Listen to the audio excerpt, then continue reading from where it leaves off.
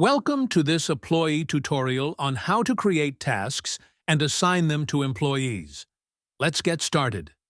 First, log into your Apploye account. Navigate to the left sidebar and click on the Tasks tab. Then, select the plus Add Task button in the top right corner. Enter the task name, select the relevant project, and click Add Task.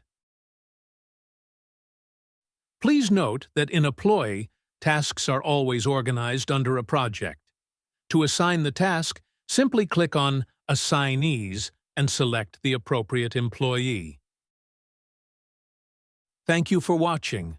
For more helpful tips on optimizing your use of Apploye, feel free to explore our other tutorials.